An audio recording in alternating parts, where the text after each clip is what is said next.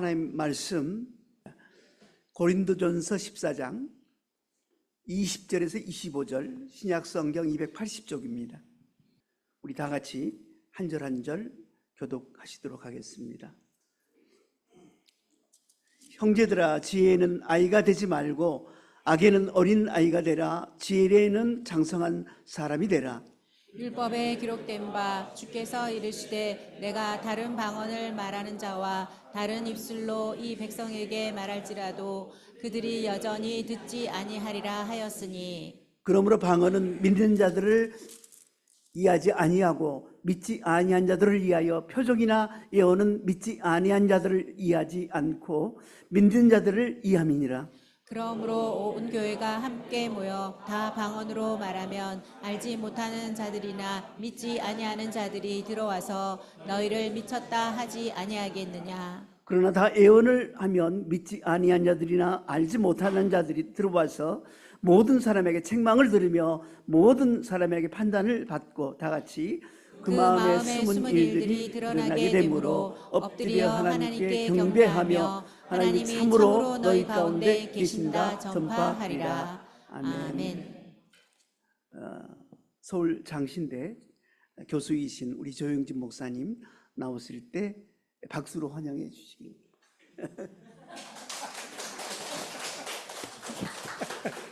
예, 아유 반갑습니다. 감사합니다. 이렇게 또 담임 목사님 계신데 불러주셔서 감사합니다.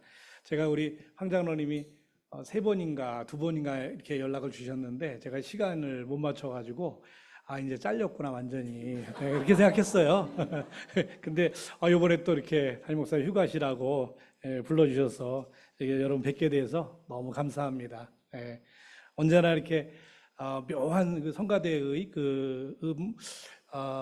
화음이 있어요. 우리 유양교회만이 가지고 있는, 그래서 그게 은혜가 되고 기쁨이 됩니다. 또 이렇게 교회를 옮긴다는 얘기 잠깐 오자마자 이제 장로님께 들었고, 저도 저기 홈페이지 들어가서 알고 있었어요. 저기 어디 저 방화의 역 주변에 어디더라고요. 제가 주소도 찾아가 봐서 이렇게 사진도 보고 그랬는데 너무 좋은 곳으로 이전하게 되는 거 너무 감사하고, 또 여러분들이 교회가 어떻게 시작됐고 어떻게 이제까지 왔는지 제가 잘 알고 있는데 이렇게 소중하게 여러분이 만들어 가시는 거 너무 감사하고 기쁨이 됩니다. 오늘 본문은 오늘 제목을 제가 해보지 않았으면 말을 하지 마세요라고 한번 잡아봤습니다. 고린도전서 14장은 방언에 관한 이야기로 가득한데, 제가 이제 그럼에도 불구하고 제목을 이렇게 잡은 이유, 그리고 오늘 본문을 20절부터로 잡은 이유는 여러분들도 아시는 분도 아시겠지만 제가 목사이면서도 아직도 방언을 전혀 하지 못하는 사람이기 때문에 방언에 대한 얘기는 슬쩍 피하고 딴 얘기만 하려고 얘기하고 있습니다. 수없이 보이는 이 본문에 방언이라는 단어를 외면하고 제가 굳이 말씀을 20절부터 시작했습니다. 그런데 여러분, 이 말씀은 고린도전서 14장의 주제인 방언과 예언에 관한 이야기의 과정에 나오고, 그리고 이 말씀은 사실은 방언과 예언에 관한 이야기를 하면서 결론을 이야기하고 있다는 것을 여러분 알 수 있습니다. 1절부터 6절까지는 방언에 대한 예언의 상대적 유익성에 대해서 이야기하고 있습니다. 방언은 하나님께 하고 예언은 사람에게 하며 덕을 세우고 권면하고 아니하는 것입니다. 방언은 자기의 덕을 세우고 예언은 교회의 덕을 세우기에 바울은 말하기를 다 방언 말하기를 원하지만 특별히 예언하기를 원한다고 이야기합니다. 예언은 여러분 성경을 통해서 그 사람에게 맞는 말씀을 전하는 것입니다. 하나님의 말씀을 전하는 것입니다. 그래서 여러분 혹시 여기서 나오는 예언을 미래에 될 일에 대해서 이렇게 미리 알고 미리 말하고 이런 점쟁이나 이런 잠깐 단어가 생각이 제가 안 나는데, 하여튼 미래를 예언하는 어떤 것으로 생각하시면 안 됩니다. 여러분, 여기서 얘기하는 예언은 대언이라고 얘기합니다. 제가 청년 때 제가 면목동에 이제 hin돌교회라는 곳이 제 모교회인데, 제가 그때 거기 계셨던 담임 목사님께 큰 은혜를 얻었고, 그래서 제가 신학을 하게 되는 되게 중요한 배경이 됐는데, 그분이 언제나 주일에 갈 때마다 그분이 설교를 하시고 말씀을 하시는데 꼭 저한테 얘기하는 거예요. 제 어떤 일이 있는데 그 말에 대해서 너 이렇게 힘들지만 너 이쪽을 정해야 될 걸, 내가 원하는 건 이거다, 이렇게 말씀해 주시는 그 소중한 은혜가 있었습니다. 그래서 제가 매주마다 주일날 예배가 끝나면 그 다음 주 예배가 기다려졌습니다. 그래서 말씀이 여러분 대단한 일을 합니다. 여러분이 다 다른 환경에 있고 예를 들면 저 같은 사람이 죄송합니다. 저 같은 사람이 부족해서 여러분에게 그런 능력을 가지지 못하지만, 그러나 하나님의 말씀을 들을 때 그 말씀이 여러분 개인에게 다가가서 여러분의 삶에 적용되고 여러분의 삶의 어떤 문제에 답을 주는 이런 일들이 우리 삶에 수도 없이 일어납니다. 이게 바로 예언입니다, 여러분. 7절부터 19절까지는 방언의 제한성과 어떻게 올바르게 사용할 수 있을까에 관한 얘기를 하는데요. 알아듣지 못하는 말은 의미가 없으며 야만이 되기에 방언을 한다면 반드시 모래되면 통역을 할 수 있기를 함께 기도해야 한다. 방언으로 기도한다면 나의 영이 기도하지만 나의 마음은 열매를 맺지 못한다고 이야기합니다. 결론적으로 교회에서 남을 가르치기 위하여 깨달은 마음으로 5마디 말을 하는 것이 1만 마디 방언으로 말하는 것보다는 낫다고 바울은 이야기합니다. 오늘 본문인 20절부터 25절까지는 방언과 예언이 각각의 목적이 있음을 이야기하고 있습니다. 26절부터 마지막 40절까지는 공적 예배 가운데 질서에 관해서 이야기합니다. 공적 예배에서 누군가 방언으로 이야기하면 통역할 것이고, 만약 통역할 은사를 가진 사람이 없다면 교회에서는 잠잠해라, 방언으로 기도하지 말고 방언으로 말하지 말라 이야기합니다. 예언하는 자에게도 이렇게 얘기합니다. 2이나 3이나 말하고 다른 이들은 뭘 하냐면 그 예언이 옳은지 틀린지를 분별할 것이다. 예언하는 자들의 영이 예언하는 자들에게 제재를 받아서 하나님이 어지러움의 하나님이 아닌 화평의 하나님을 드러내신다고 이야기합니다. 그래서 결론은 예언하기를 사모하고 방언 말하기를 금하지 말고, 그리고 중요한 말씀이 40절인데 모든 것을 질서대로 하고 적당하게 하고 질서대로 하라. 이게 정답입니다, 여러분. 그런데 이 14장의 한가운데 있는 20절이 이 14장의 핵심 말인데 뭐냐면 지혜에 장성한 사람이 되라고 말씀하십니다. 모든 것을 적당하게 하고 질서대로 하기 위해서 뭐가 필요하냐면 지혜에 장성한 사람이 되는 것이 필요한 것입니다. 고린도 교회는 이미 이런저런 많은 문제가 있었고 그 핵심 요소가 바로 교만이라고 알려져 있습니다. 고린도전서 1장 20절, 8장 1절, 2절 등에서 성경은 고린도 교인들이 자기들의 지식을 꽤나 많이 자랑하고 있다는 것을 보여줍니다. 그런 고린도 교인들이 지식의 많음을 가지고는 엄청나게 자랑했는데 성령의 은사와 관련해서는 어린아이처럼 행동했습니다. 그 이유가 뭐냐? 예언처럼 교회를 위해서는 더욱 효과적이지만 상대적으로는 눈에 띄지 않는 그런 은사보다는 예언처럼 방언과 같이 눈에 확 띄는 특성을 지닌 은사에 더 큰 관심을 가지고 있었다는 것입니다. 저도 여러분 청년부 때 우리 수요일날 저희 청년부에서는 수요일날 저녁 같은 때에 산기도를 갔습니다. 그리고 한겨울이나 한여름이나 그때 우리 청년부 담당 목사님이 그 널판지가 아니고 박스를 막 쪼개가지고 무릎 꿇을 수 있을 만큼 딱 쪼개서 방석이 없어가지고 그래서 그걸 가지고 산으로 다 한겨울에도 쫓아버렸어요. 새벽 1-2시에 저 산으로 올려보내가지고 저희가 그때 마석 뭐 이런 데로 많이 갔는데 아직도 기억납니다.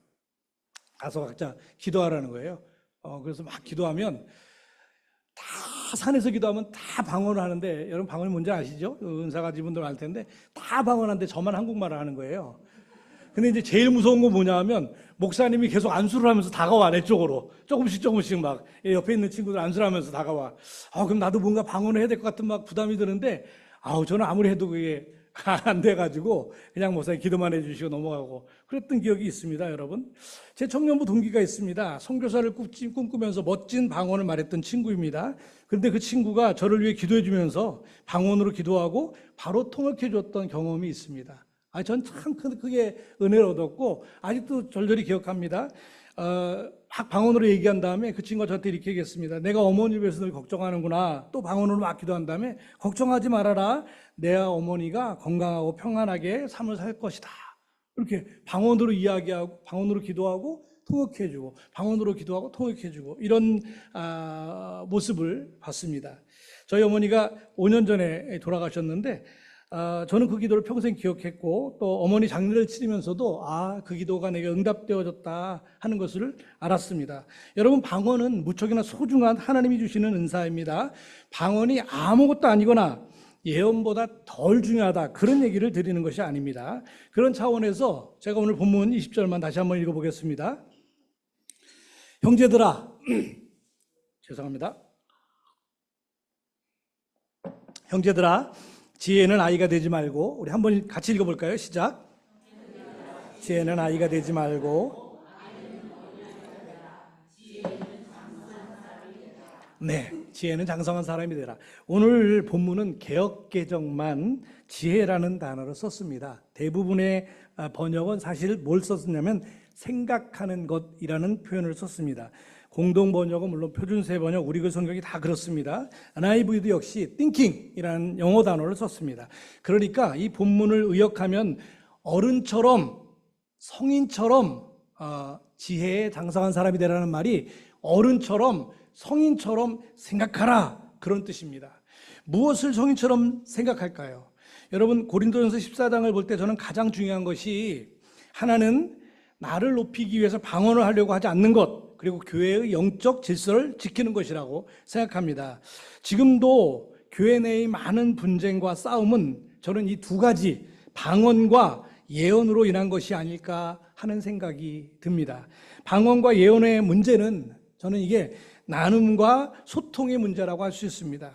모두 자기에게 임하신 하나님의 은혜를 말하고 모두가 그리스도 예수 안에서 소통한다고 하지만 그것이 다른 사람에게 이해되지 못할 때, 사도 바울이 고린도전서 14장 11절에서 말씀했듯이 그 말하는 사람에게 나는 외국인이 되고 그도 나에게 외국인이 되는 것입니다. 그래서 바울은 12절에서 뜻을 알고 은혜를 나누는 것, 그 소리들이 교회와 덕을 세우기 위해서 풍성하게 되라 하는 얘기를 하고 있습니다.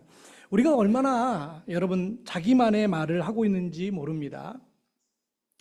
예전에 개그 콘서트라는 프로그램이 있었습니다. 아마 여러분은 다 기도하시느라고 잘 못 보셨을 텐데, 김명만 씨가 나와서 뭐 했냐면 자기 자신도 말도 안 되는 사람으로 표현하고 자랑하는 달인이라는 코너가 있었어요. 여러분 기억하실지 모르겠는데 이렇게 얘기합니다. 오늘 특별한 분을 모셨습니다. 16년간 수련했다는 구조의 달인 실종 김병만 선생님을 모십니다. 호가 실종이에요. 실종 김병만 선생님을 모셨습니다. 이분이 뭐라고 했냐면 플로리다 기상청에 의뢰를 받아서 토네이도에 완전히 그냥 망할 뻔했던 심슨 가족을 자기가 구했다는 거예요. 그래가지고 그 가족이 고맙다고 매년 간장게장을 보내오는데 그게 너무 맛있다는 겁니다. 그래서 이 사회자가 플로리다에 간장게장이 있나요? 이렇게 물어봐요. 그럼 이분이 뭐라 그러냐면, 이 김병만 씨가 뭐라 그러냐면, 플로리다 간장게장 먹어봤어요? 안 먹어봤으면 말을 하지 마. 이게 오늘 제목입니다. 설교 제목. 안 해봤으면 말을 하지 마. 피자에 찍어 먹으면 피자 한 판 뚝딱입니다. 이렇게 얘기하는 거예요. 자신의 제자를 을왕리에 있는 상우한테 자신의 제자가 잡아먹힐 뻔했는데 자기가 어떻게 했냐면 사진도 이렇게 보여줘요. 자기가 입을 열어서 구했답니다. 을왕리에 상어가 있나요? 라고 물어보면 그는 이렇게 얘기합니다. 을왕리에서 상어 봤어요? 안 봤으면 말을 하지 마. 이렇게 얘기합니다. 안 해봤으면 말을 하지 마. 여러분, 이 답답함이 바로 방언을 하며 통역은 하지 않고 방언은 하지만 예언을 하지 않는 교회와 동일하다고 하는 것입니다. 안 해봤으면 말을 하지 마. 여러분, 그 뒤에 있는 의도가 무엇일까요? 첫째는요, 더 이상 따지지 마라. 너 따지지 마라는 얘기는 뭐냐면 뒤에 뭔가 불편한 게 있는 겁니다. 드러내지 않아야 되고 뭔가 들키면 좀 불편한 어떤 것이 있으니까 따지지 마, 이런 느낌이 있죠. 둘째는 뭐냐면 넌 뭐가 잘못하는데 너 해봤어? 네가 하나님이야? 네 기준이 다야? 이렇게 얘기하는 게 있습니다. 세 번째는 뭐냐면 그냥 놔도 내가 원하는 대로 하게. 내가 그렇대잖아. 내가 그렇게 말하는데 왜 그래? 난 이거 꼭 할 거야 하는 자기 생각대로 모든 것이 다 돼야 된다. 그래서 반대할 거면 말하지 마, 이런 의도가 있다고 생각합니다. 제가 학교에 있다 보니까 이런저런 교회 이야기를 듣습니다. 교회가 분쟁이 생기면 가장 분명하게 들리는 것이 바로 우리의 뜻이, 나의 뜻이 하나님의 뜻이다라고 하는 주장입니다. 그런데 여러분 정말 그렇습니까? 모두가 다 자기 생각이 하나님의 뜻이라고 이야기합니다. 하나님께서 자기에게 이렇게 하라고 말씀하셨다고 이야기합니다. 근데 여러분 우리끼리니까 그 말이 사실이고 틀리지 않는다고 확실히 알겠습니다. 그러나 아십니까 여러분? 그렇게 주장하는 자기 생각은 사실 방언입니다. 그것은 나에게 유익이 될지는 모르겠습니다만, 그러나 확실한 것은 교회에 절대 유익이 되지 않는다는 것입니다. 소통이 안 되는, 알아듣지 못하는 말을 하는 사람들이 꼭 이런 모습으로 우리에게 드러나는 것이 아닐까요, 여러분? 저희 집사람하고 저희 아이가 이제 저는 교회를 같이 다녀본 적이 없습니다. 저는 계속 교육전사 사역을 했기 때문에 초등학교 때부터 시작해서 오랫동안 다녔던 교회가 있었습니다. 그런데 분쟁이 일어났어요.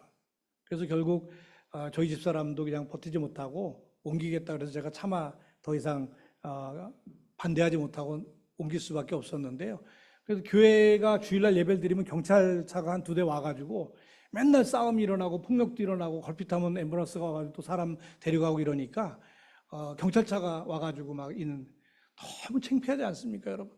근데 그분들이 전부 다 뜨겁게 하나님을 사랑합니다.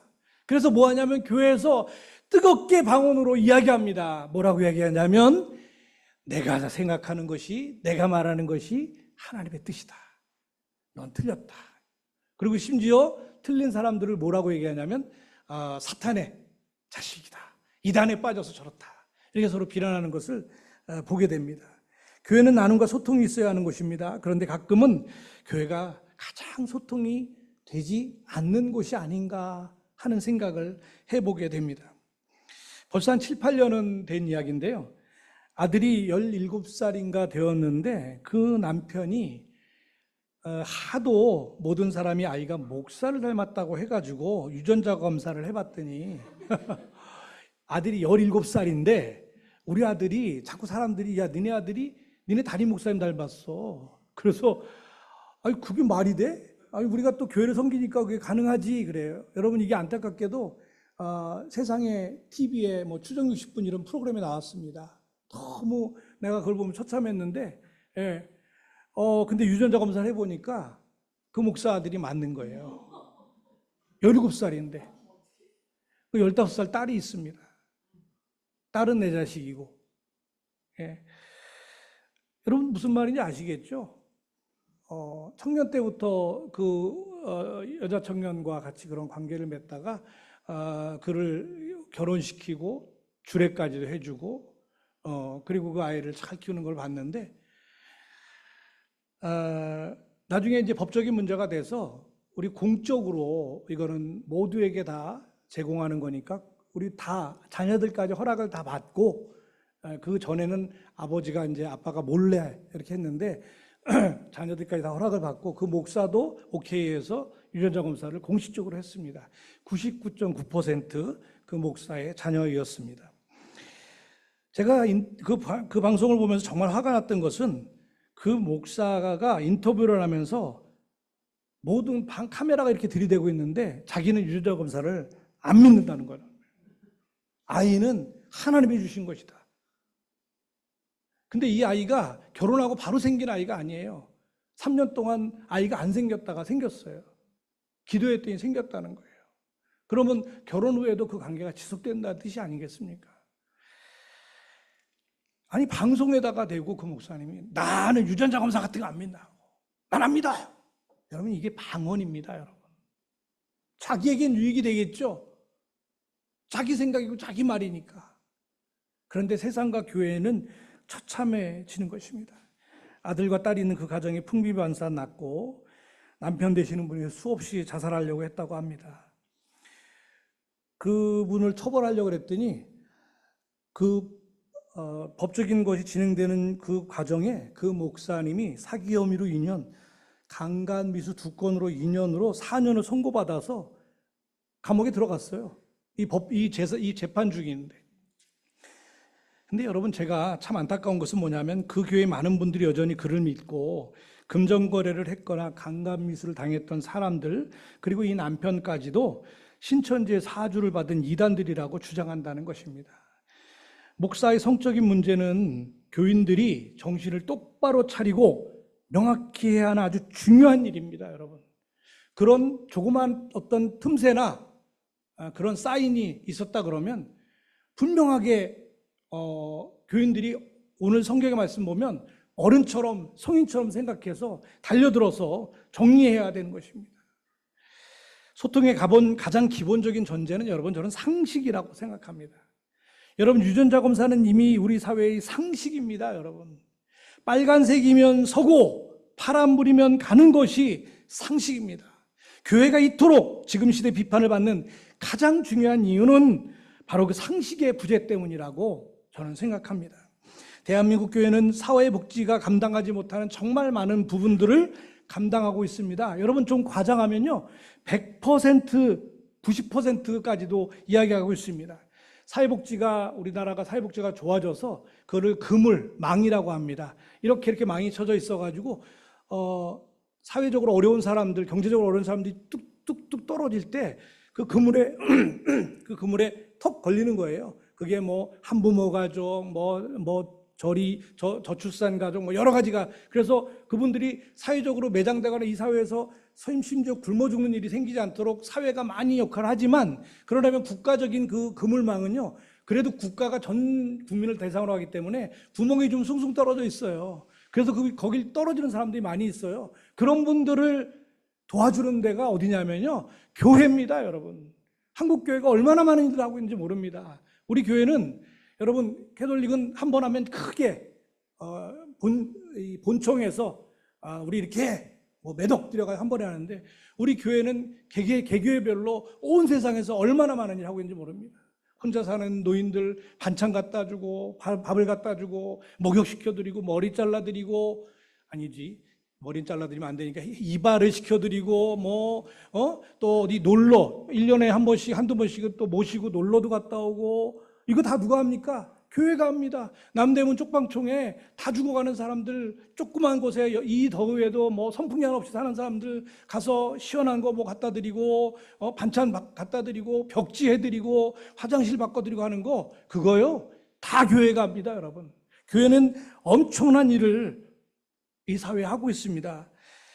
그래서 사회가 교회를 매우 적대적으로 대하고 부족한 부분만 콕 집어서 크게 보도하는 것도 사실입니다. 우리가 억울한 부분도 많이 있습니다, 여러분, 교회가. 그런데 여러분, 교회가 그런 비상식적인 방법으로 소통하려 했던 것도 사실이지 않을까요, 여러분? 그렇게 잘못하신 사람들이 또는 잘못한 교회가 그저 세상을 향해서 우리가 잘못했다, 우리가 미안하다, 그래서 내가 그 자리에서 물러나고 피해자에게 이렇게라도 배상해서 잘못을 위해서 노력하겠다, 그러면 되는데, 교회가 어떻게 하냐면, 너 그거 해봤어? 을왕리에서 산 거 봤어? 플로리다 간장게장 먹어봤어? 안 먹어봤으면 말하지 말어. 제가 서울역에 가끔 이제 지방에 가려고 가는데, 서울역에 여러분 가보시면 아시겠지만 전도하시는 분들이 있습니다. 전도하시는 분들도요, 아니 좀 같이 하시면 좋잖아요. 이렇게 구역을 정해가지고 자기네들끼리 영역에서 또 따로 합니다, 여러분. 내가 참 죄송하게 생각하면 전도하려고 하는 건데, 근데 여러분, 그 전도가 제가 보기에는 방언입니다. 찬송가를 크게 틀어놓고 자기들끼리 막 찬송가를 하고, 그러다 또 심지어는 찬송가를 하는데 어떤 분이 나와가지고 한복을 입고 막 그 앞에서 춤을 춰요. 내가 기절하겠더라고요. 그러더니 더 놀라운 건 설교를 한 다음에, 설교는 아무도 안 들어요. 그냥 소리만 짜름짜름하게 울리는데, 제가 옆에 들어봤어요. 이 설교가 아니라 협박이에요. 니네 다 지옥 가! 지옥 가! 니네 부모들도 다 지옥 갈걸? 돈이 중요한 줄 알아? 내가 보기엔 자기들도 돈이 중요할 텐데, 하여튼 막 얘기하면서, 그래서 협박이. 전도가 아니에요, 여러분. 그리고 내가 제일 기겁한 거는 그 양반이 설교 끝난 다음에 기도를 하는데 방언으로 하는 거예요. 진짜 방언으로. 나 기절하겠더라고요. 막 사람들이 지나가는데 막 다다다다다다 막 이러면서, 제가 방언을 못해서 흉내도 잘 못 내면서 죄송합니다. 근데 나 기절하겠더라고요, 제가. 교회만 그렇지 않습니다. 여러분, 지금 시대 온 세상이 그렇습니다. 전쟁으로 얼룩진 온 세상이, 그리고 이념 싸움에 급급한 우리나라 대한민국도, 자기 편, 자기 것만을 주장하는 우리 사회도, 그리고 교인들 서로서로뿐만이 아니라 하나님께서 사랑하고 섬기라 명령하신 이 세상과도 은혜를 나누지 못하고 소통하지 못하는 지금 이 땅의 교회도 여러분 우리는 우리 서로에게 알아듣지 못하는 말을 하고 서로가 외국인이 되고 그들에게 내가 외국인이 되어버리는 그런 결과를 만들고 있지는 않을까라는 생각을 해봅니다. 여러분, 이 벗어나는 그런 이 혼란 상황을 벗어나는 방법을 저는 오늘 읽은 고린도전서 14장 20절 여러분이 한번 같이 읽었던 이 말씀에서 찾고자 합니다. 형제들아, 지혜에는 아이가 되지 말고 악에는 어린아이가 되라. 지혜에는 장성한 사람이 되라. 표준 세번역이나 현대의 성경은 이렇게 얘기합니다. 형제자매 여러분, 생각하는 데는 아이가 되지 마십시오. 생각하는 데는 아이가 되지 마십시오. 악에는 아이가 되고 생각하는 데는 어른이 되십시오. 그렇다면 여러분, 지혜에 장성한 사람이 된다는 의미는 무엇일까요?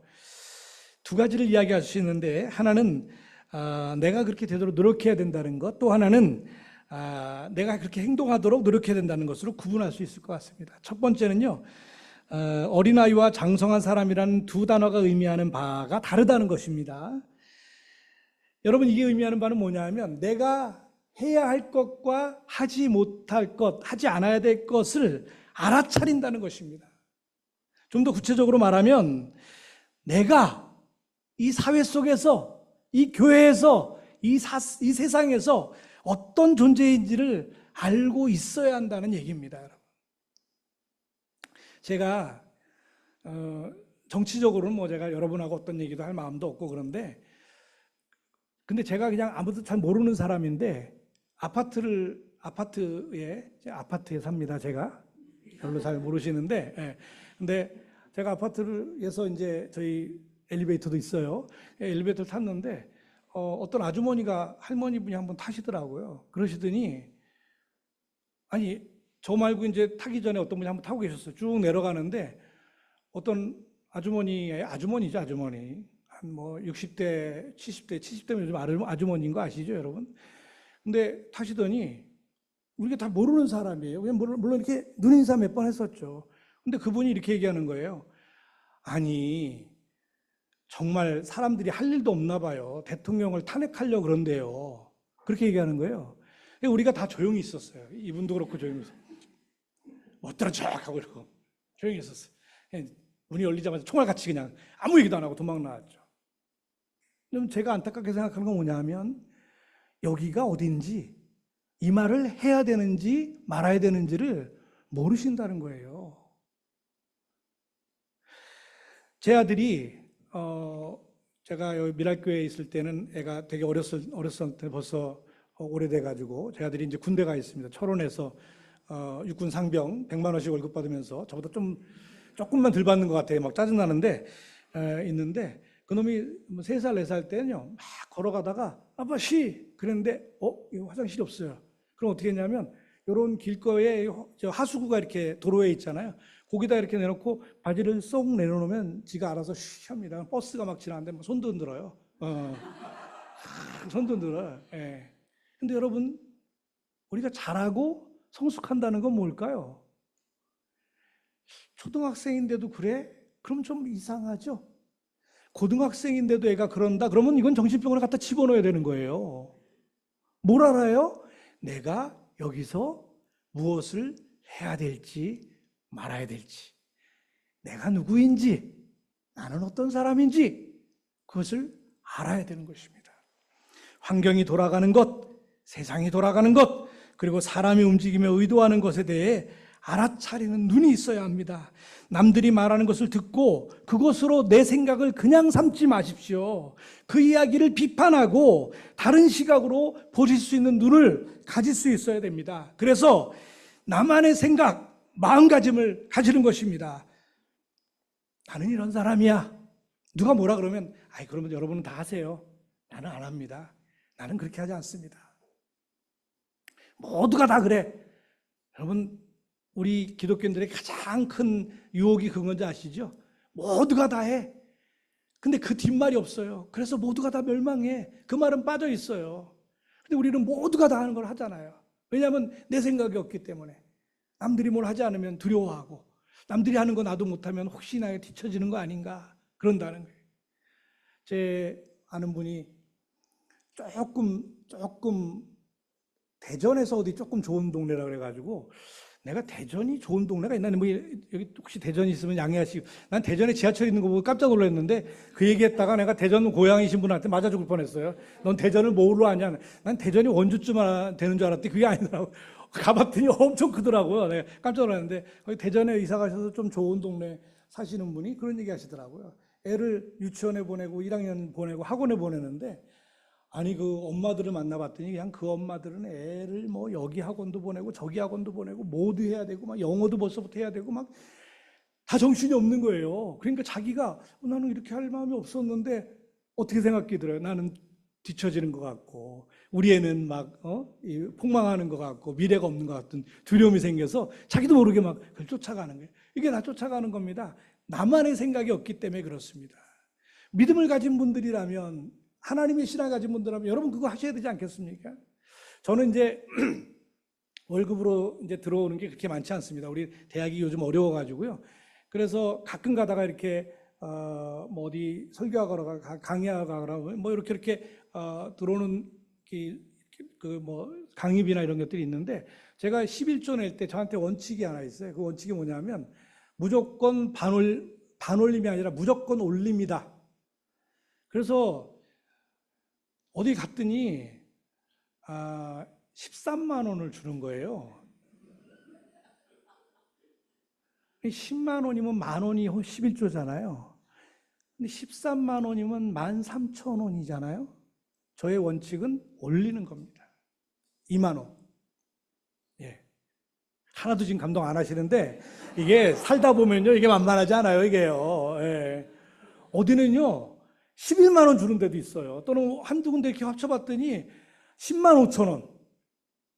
그럼 하나님 만 원으로 퉁치면 안 될까요? 네? 그냥 2만 원. 11조. 올리는 겁니다. 그건 제 원칙입니다. 그리고 그냥 누가 뭐래도 그렇게 하는 것이죠. 여러분에게 믿음을 가진 사람들이 가지는 원칙이 있으셔야 됩니다. 다른 사람 다 아는 거 말고, 우리가 뭐 다 하지만, 그러나 그것에 넘치도록 하나님께 주신 어떤 것들이 있으셔야 됩니다. 그런데 여러분 아까 말씀드렸듯이 이런 나만의 생각과 마음가짐이 아까 말씀드렸던 방언으로 사람들에게 이야기할 수 있는 위험이 있습니다. 해보지 않았으면 말하지 마. 이렇게.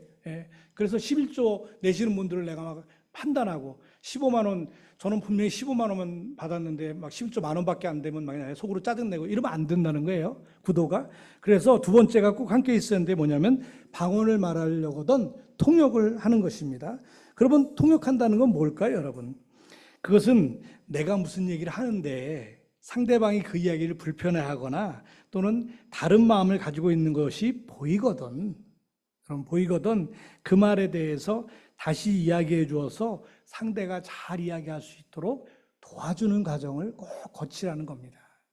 그러면 여러분 혹시 나 상대가 그런 얘기하는 걸 그렇게 생각하는 걸 잘 모르겠는데요 라고 얘기한다면, 저는 첫 번째, 저는 한 90%는 여러분이 다 안다고, 제가 상담 전공하는 사람이거든요.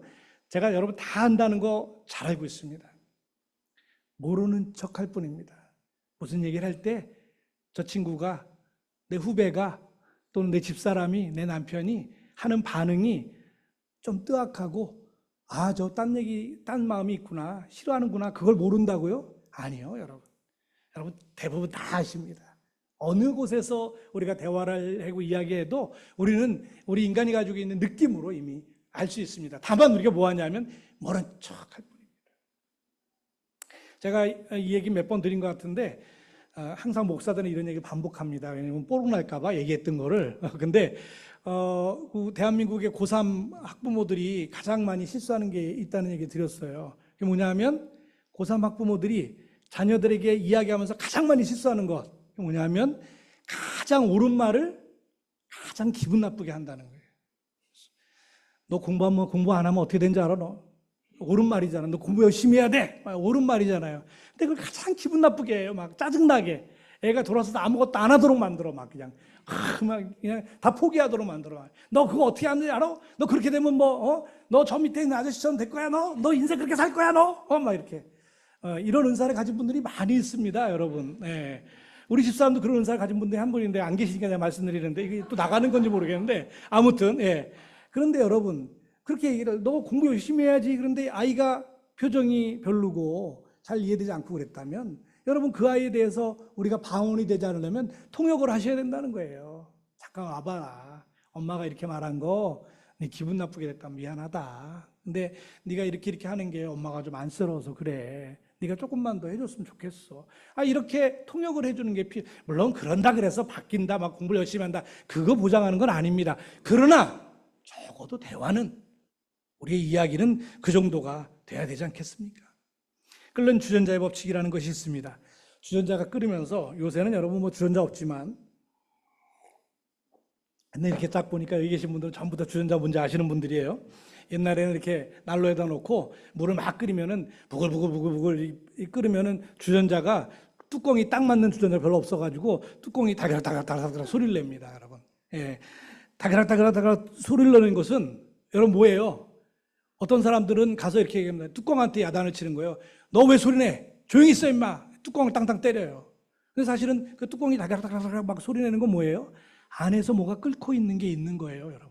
우리가 통역한다는 것은 뭐냐 하면요, 여러분. 어떤 사람이 좀 이상한 표정을 하고 좀 말 안 듣고 엉뚱한 얘기를 하고 이상한 데서 좀 화를 내거나 짜증을 내거나 그럴 때 그게 바로 뚜껑이 다그락다그락 거리는 거예요. 근데 사실은 그 안에 그 사람 마음속에 뭔가 끓고 있는 어떤 것이 있어요.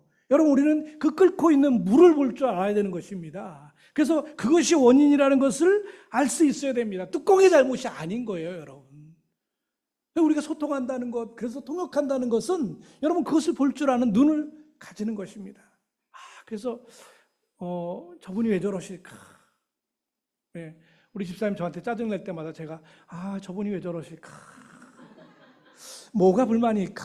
이렇게 한 번씩은 그래도 고민해보고 그리고 또 그 안에 있는 어떤 것들이 무엇인지를 물어봐 줄 줄 알고 그리고 그 끓고 있는 부글부글 끓고 있는 그 어떤 것에 대해서 들을 수 있는 귀를 갖고 그게 해결은 되지 않더라도 제가 상담하는 사람인데 저한테 상담하러 오시는 많은 분들이 다 뭘 얘기하려고 그러냐면 그 끓고 있는 걸 얘기하려고 와요. 왜냐하면 아무도 못 알아주거든요.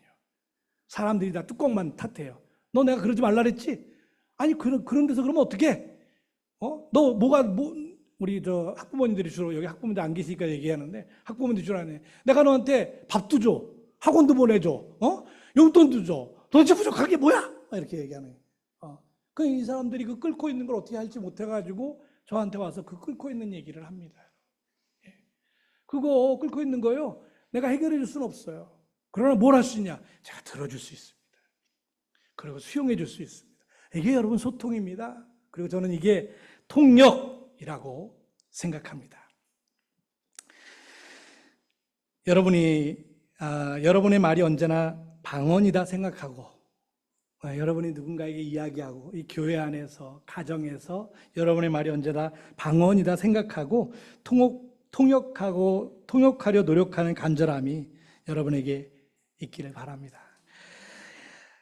여러분 방언이나 통역이 믿음의 결국을 확정해 주지 못합니다. 왜냐하면 오늘 말씀 보니까 음의 분별을 나타내지 아니하는 검은고와 피리소리와 같기 때문입니다. 그러니 우리가 해야 할 일은 혀로서 알아듣기 쉬운 말을 하는 것입니다. 여러분, 교회를 옮기는 큰 일을 여러분이 이루셨습니다. 아름다운 교회를 만들어 가시기를 바랍니다. 이 안에 방언을 말하는 분들이 많으시길 바라고 그리고 그 방언을 통역하는 소중한 역사가 있기를 바랍니다.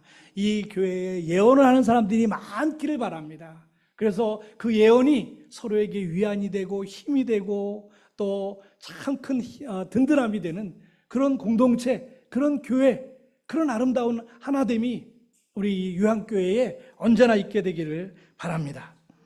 이제 우리가 한 번도 경험해 보지 못한 새로운 또 한 주를 하나님이 여러분에게 주셨습니다. 여러분 생각하는데 아이가 되지 말고 어른이 되어서 하나님께서 내게 주신 가족, 친구, 동기, 학교, 그리고 교회, 그리고 온 세상에 소중한 사람들과 은혜를 나누고 예수 그리스도 안에서 건강하게 소통하는 소중한 매일매일을 만들어 가시는 요한교회 여러분 다 되시기를 예수님의 이름으로 부탁드립니다. 기도하겠습니다.